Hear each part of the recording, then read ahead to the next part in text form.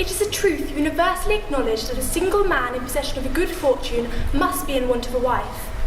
However, little known the feelings or views of such a man may be on his first entering a neighbourhood.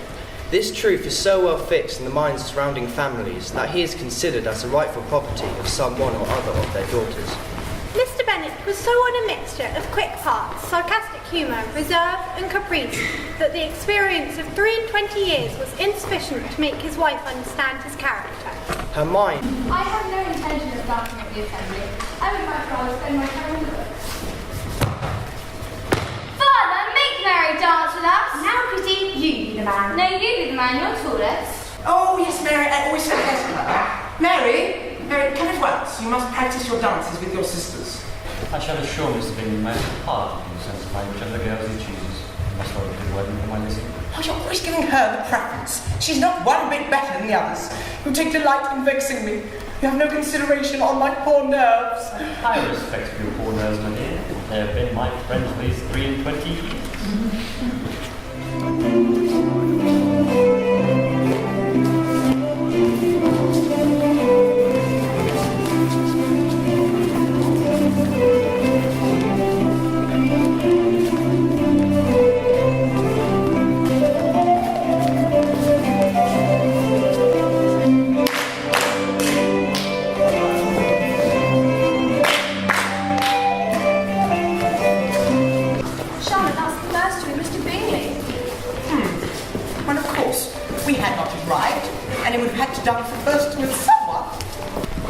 I must have you dance.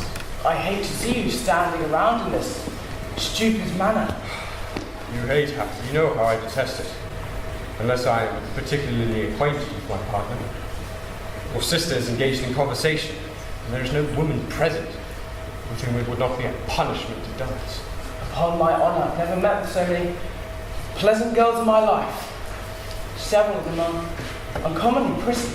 You are dancing with the only handsome girl here. She is the most beautiful creature I've ever beheld. But there's one of her sisters here, Miss Elizabeth Bennet. She is tolerable. Not handsome enough to tempt me. Pretty poor Eliza, not handsome enough to dance with. Now, Charlotte, you know that I was tolerable? Tolerable? You're better off without such a disagreeable partner. I can guess what you are thinking. Can you indeed? And I am in complete agreement. I was never more annoyed.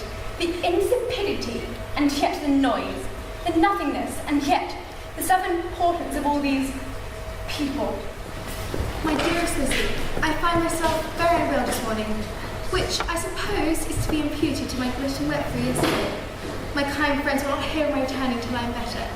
They also insist that I see Dr. Jones. Therefore, do not be alarmed if you hear having been to me. You reserve it, Mr. Darcy, I am sure. It seems clear that Miss Eliza Bennet has no beauty, nor accomplishments, nor charm. She has nothing in short to recommend her as being an excellent walker. Oh, there you are, Miss Bennet. You're such a church mouse. But please, Miss Bennet, make yourself heard. Vanity is a weakness indeed, but where there is real superiority of mind, pride will always be under good regulation. Well then, I'm perfectly convinced that Mr. Darcy has no defect. He admits it himself. I have faults enough.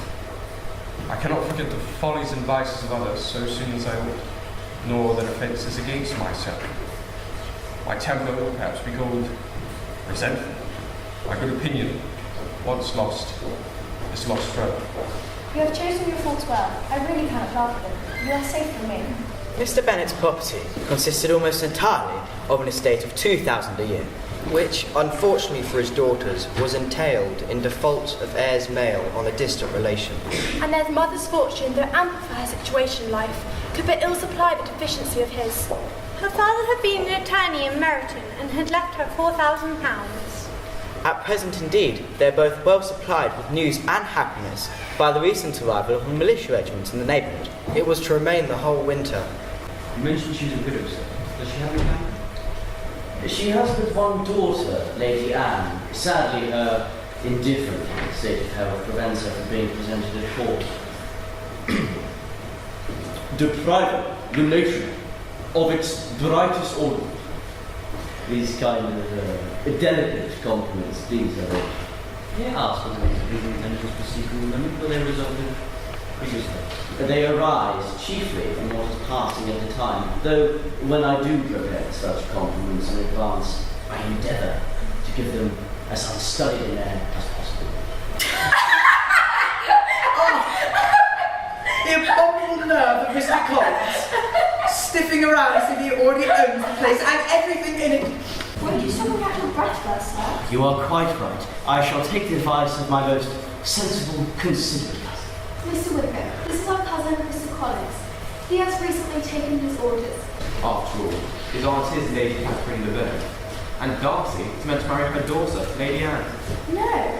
Yes. Even as a child, I found her snobbery ridiculous, her taste questionable, and the company she kept very peculiar. She surrounded herself with lackeys and flatterers to puff up her importance.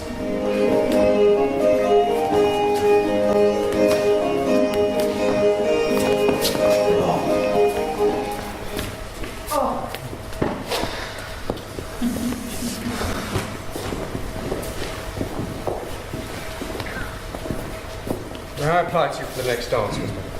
Oh, Do you and your sisters often walk to the ball? very often. When you met us there, we'd just been forming new acquaintance. Mr. Wickham has a talent for making friends. Whether he is capable of retaining them. He's been so unlucky as to lose your friendship. What is it, Lizzie? I'm trying to talk to his being. He's very nearly a relation. For heaven's sake, Mother, speak lower, please. Oh, you think I'm afraid of being overheard by Mr. Darcy? Should I say not, he's nothing to me. Walking around as if he is so great, it would be a misfortune to be liked by him. And it is the express wish of my patroness, Lady Catherine de Bourgh, that I am to return home with the bride as soon as possible. Now, fair cousin, nothing remains for me but to assure you, in the most animated of language, of the violence of my affection. You are too hasty, sir. I have not yet made my answer. I thank you for the compliment, but it is impossible for me to accept. I am aware that it is usual for young ladies to reject the addresses of the man whom they secretly mean to accept when he first applies for their favour. Upon my word, sir, you could not make me happy, and I am perfectly convinced that I'm the last woman in the world who can make you so. And as I take my leave, reluctantly, I wish all my fair cousins health and happiness, not excepting my dear cousin Elizabeth. He is not a clever man, and for this we should pity him. But with application and exposure to the right books, and a patient wife, I see no reason why Mr. Collins may not prove a very serviceable companion. Ooh! I will thank you not to laugh at me. I've come to apologise. Apologise? For not going to the dance when I said I would be there. And you were missed. It was inexcusable. I'm ashamed of myself. Only, I knew Darcy would be there, and you must think I'm a coward. Not at all. But why are you afraid of him? I'm not afraid of him. Darcy has done his worst to injure me. Yet here I am. Two of my daughters on the point of marriage. Yet nothing came of it. My comfort is Jane will die of a broken heart, and he will be sorry for what he has done. Mother. We will persuade Jane to return with us to London for a few months so that she may properly forget it.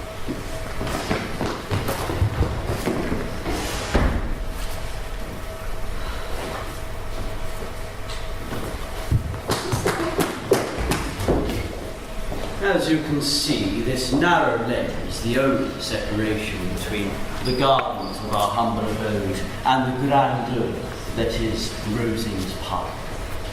And now we approach the finest view of Lady Catherine's estate. Make haste! Make haste! Lady Catherine does not like to be kept waiting. Mrs. Collins, you're feeding your chickens barley bread. Yes, Lady Catherine. And your hens are now laying.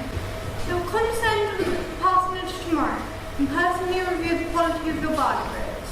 Yes, thank you, Lady Catherine. You're most kind. How many of your sisters are married? We're all of us unmarried. And which of your sisters are out? We're all of us out. What? All five at once? The young ones before the elder are married? I think it would be very hard upon my younger sisters to be kept back from the pleasures of youth just because the older sisters had not had the opportunity to marry. Pray, how is it possible you know this young lady already, Darcy? Surely she does not move in your circle. We met in the assembly when I was in Hertfordshire last summer. How was your family, Miss Bennet? Quite well. My elder sister has been in town these past 3 months.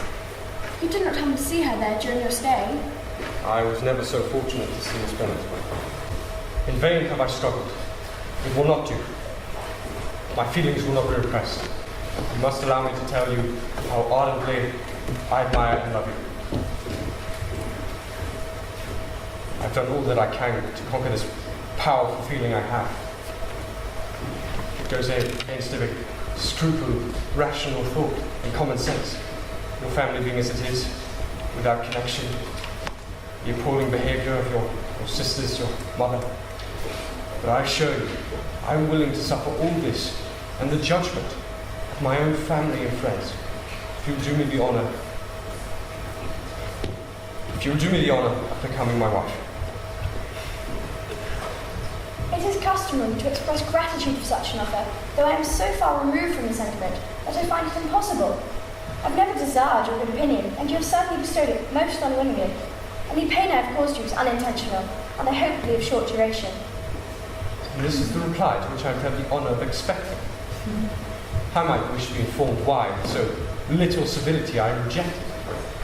I might ask why, with so evident a design of offending and insulting me, you chose to tell me you liked me, against your will, against your reason, and even against your character. You could not have made me the offer of your hand in any possible way that you had tempted me to accept it.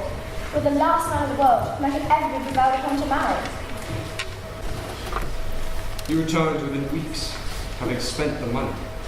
He now wished to take up the living, after all, which I had by then given elsewhere. When he asked for more money, I ended our acquaintance. Acquit me of cruelty towards Mr. Wickham. I will only add, God bless you, Fitzwilliam Darcy. Lizzie, did you hear? The regiment is leaving the village. They're moving on to Brighton. Yes, I have heard, and I'm glad to hear it. Glad? It's a tragedy. It's a catastrophe. I do so want Papa to take us out in the summer. It would be such a delicious scheme and would hardly cost anything at all. But Ma would like to go up all things. She says a little sea bathing will set her up forever. If one could but go to Brighton. Brighton! Can you picture it? The streets teeming with officers, scores of them.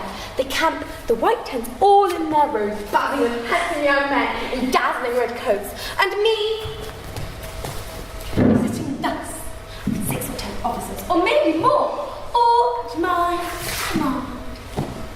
Yes, I'm longing to go, but Papa is so disagreeable. He will not take us. Girls, what I told you about Brighton. I told you not to mention B within Papa's hearing. If we want to convince him to take us to B, we must wait until he's in a more malleable mood. Do you understand? Yes, Mamma. Oh, Pemberley, just as I remember it. Aren't the grounds magnificent? The park must be 10 miles around. Wouldn't you say, dear? Yes? The Pemberley Park must be 10 miles around, at least. Dare say rather more. When I was a girl, I dreamed of one day being mistress of this place. I am honoured that you condescended to favour me, but an humble London merchant in your hand, my lady. Oh, you. In any case, old Mr. Darcy was too old. And young Mr. Darcy would have been... But a twinkle in his father's eyes. Ah, here comes the housekeeper. Is your master much at Pemberley in the course of the year? Not so much as I could wish, sir. If you was to marry, you might see more of them. Yes, but I do not know who is good enough for him. It is very to his credit that you think so. I say no more than the truth. He has always been the most generous-hearted, sweet little boy in the world. You're lucky to have such a master. I know I am, sir. If I was to go through the world, I could not meet with a better. Some call him proud, but I am sure I never saw anything of it. Miss Bennet? I was looking for Mrs. Reynolds. How long have you been in Derbyshire? Fortnight. My aunt is from London. Ah, yes. You will not expect home until tomorrow. I'm here now. Yes. Ah, so this is the thing. May I introduce you my sister Georgiana? Oh, Miss Darcy, explain it. I've heard so much about you. I feel that I know you already. I've heard that you're very accomplished. That you play piano and harp. You can play the piano a little, and the harp hardly at all. We shall beg you to play for us tomorrow, sister. Oh, I will do my best, but I'll have to apologise to you in advance.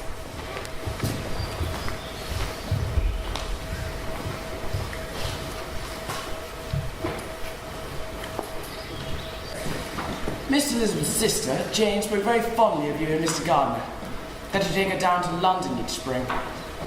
Will you keep your mouth closed, Charles? Yes, Mr. Bingley. We rather thought we might see you there at the beginning of the year. Jane was with us 3 or 4 months. Oh. 3 months? Well, I wish I had known. I was in town for it that time. Quite miserable. You? Miserable? I cannot picture it. Charles, please. You are making it very difficult for me to capture you. Ask Darcy. I was quite out of sorts. Since the 26th of November, where we danced together at Netherfield. 8 months, 243 days. But tell me, how is your sister? I dare say she's been counting the days as you have, Mr. Bingley. And is she still at Longbourn? For I heard she may have some other attachment in the country by this time. No, she's at home. Oh, did you know Miss Philip was in town for 3 months, Caroline? Yes, of course, Charles. I'm sure I told you. You did not tell me. I'm certain I did tell you. But there is so much to do in town. So many people coming and going. Perhaps you forgot. I would not forget. I would have certainly called upon her had I known. Darcy, did you know about this? Darcy? Look at your voice, Charles. Excuse me, miss. A letter arrived for you. Thank you, Mrs. Reynolds. I've had a letter from my sister. It must be lovely to have a sister. Do you share secrets and talk all through the night? Sometimes, with my sister Jane. You're so lucky. My brother's not much of talking, as you know. He's been trying very constantly to improve. What has happened? I've just had a letter from my sister Jane with such terrible news. Good God, what is the matter? It cannot be concealed. My younger sister Lydia has run away to Brighton. She has thrown herself into the powers of Mr. Wickham. And what has been attempted? What has been done to recover her? My father has gone to look for them, but has found no trace. Jane's written to us to beg us to return him at once. And now here's Mr. Bennet gone away. And I know you'll find Wickham, and then you will be killed. And what is to become of us? If your Uncle Gardiner cannot force Wickham to marry Lydia, we shall all be ruined. Uncle and Father will recover Lydia, though you are right prepared for the worst. There is no occasion to look on it as certain. Write to your uncle at once, Elizabeth. Tell him above all things to keep Mr. Bennet from fighting. Do not let him fight. He will lose for certain, and then we will all be in destitute. I'll write to him now. He must find them out wherever they may be, and if they are not married already, he must force them to marry. And tell Mr. Bennet what a dreadful state I'm in. Such tremblings, such flutterings all over me, such spasms in my side, such pains in my head, such beatings in my heart. I will entreat Father to return home at once. But who will find Wickham and make him marry her? I can't imagine what you have suffered. Say nothing of that. You should suffer with me. Do my own doing, and I ought to feel it. Lizzie, for once in my life, let me feel how much I am to blame. Papa, you're home! Because you're going to run away, did you? I'm not going to run away if I ever go to Brighton. What? You? Go to Brighton? I'm not trusting so near as Eastbourne for £50. But... No, Kitty, I will at least learn to be cautious, and you shall feel it. No officers will be allowed to pass in the village, balls will be strictly regulated, and you shall not be able to stir out of this house until you've proven to me that you spend 10 minutes of every day in right and mind. Well, do not feel too unhappy. If you're a good girl, we shall revisit this matter in 10 years. Uncle's carriage is in it, and Lydia and Wickham are in it. I will fetch my mother so she may hear the news. They are married. They're married? Oh, such news. But the clothes, the wedding clothes. Lizzie, go ask your father how much he will give her. I can assure you, madam, he will give her nothing. Mamma! Oh, my baby girl, how well you look. How well marriage suits you. I always knew you would be married first. Isn't it funny? And Jane and Lizzie well past 20. When I went away, I am sure I had no more idea of being married until I came back again, though I thought it would be very good fun if I was. Mr. Darcy called upon your uncle as soon as he arrived. But why? Mr. Darcy made our inquiries. I found out whether Wickham and your sister were hiding. He tried to convince her to come away with him, but she wouldn't. And he found out that Mr. Wickham had no intention of marrying her. He felt it his duty to relay an evil that he himself brought about. What evil? He had not made Wickham's worthlessness known, but he felt it within his dignity to lay his private actions open to the world. How did he do it? He paid Wickham to marry Lizzie, made all the arrangements, and settled Wickham's debts over £2,000. Please do. I'm longing to understand how the happy circumstance of your marriage to my sister came about. It's not like you to be tongue-tied, Mr. Wickham. Or is it? It's too hard to know what you like. Well, perhaps another time. Until then, brother, I wish you every happiness. There, poor dear. Well, I'm afraid you're about to lose another daughter. For whose reason in the village? But Mr. Bingley. Oh, Jane! Mr. Bingley has returned. Not that I care about it. He's nothing to us. I can assure you the news has not affected me with either pain or pleasure.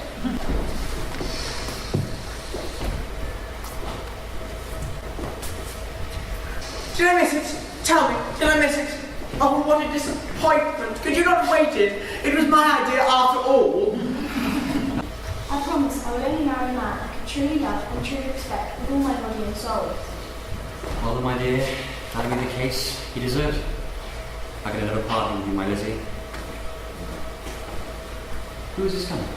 Oh Lord, it's Lady Catherine de Bourgh. Why would she be calling us at this hour? I have no idea. I was told that not only was your sister on the point of being most advantageously married, but that you would soon after, in all likelihood, be united to my nephew, Mr. Darcy. I'm feeling selfish now. You determined to ruin my nephew, the shades of Henry could thus communicate. I promise I will only act in a manner which will constitute my own happiness. You have now insulted me in every possible manner. I can have nothing else left to say. Good day. Dearest, loveliest Elizabeth, will you do me the great honour of becoming my wife? Yes, Mr. Darcy, yes. Big kiss. Was that sufficiently gentlemanlike? Yes. They kiss again?